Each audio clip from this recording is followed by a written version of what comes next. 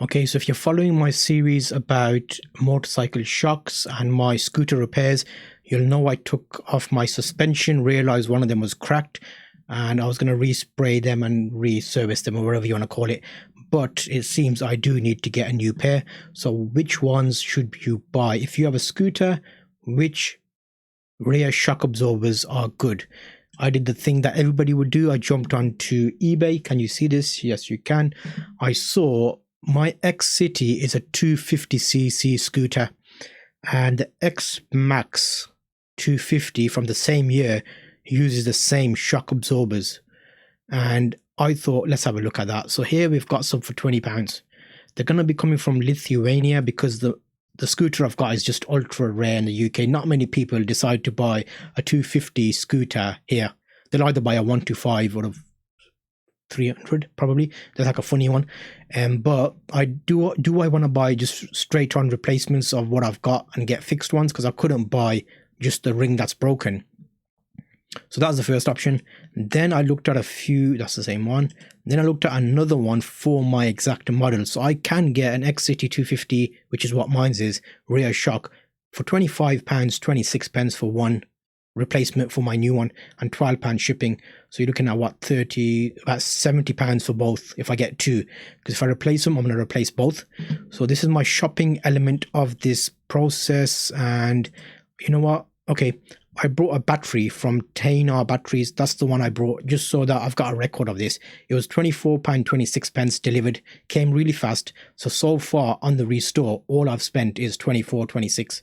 So that's a reminder for me. So if I come to totting stuff up. And there was another one. Where's my other one gone? Okay, let me bring you back here. There was some shock absorbers that I ended up buying, which I don't think I haven't pressed enter on the search. Okay, here we are. So these are the ones I ended up ordering. They are £69.99 delivered, but they're going to take donkey years to come.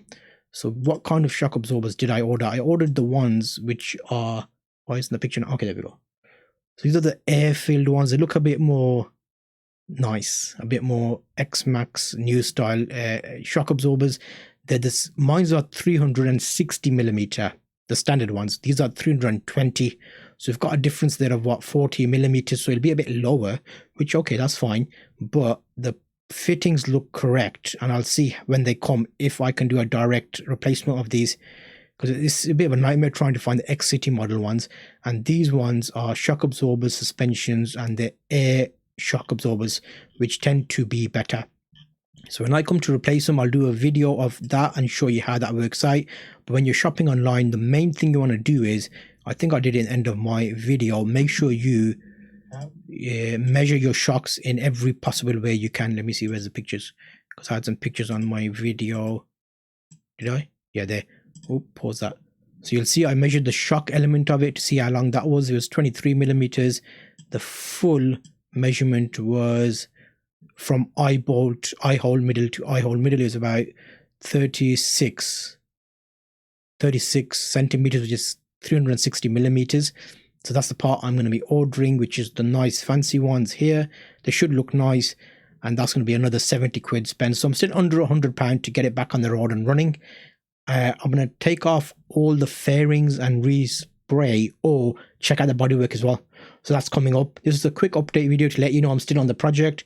250cc scooter. Check out the playlist and you'll see from the starting how I got it up and running from when it wasn't running. See you in the next video.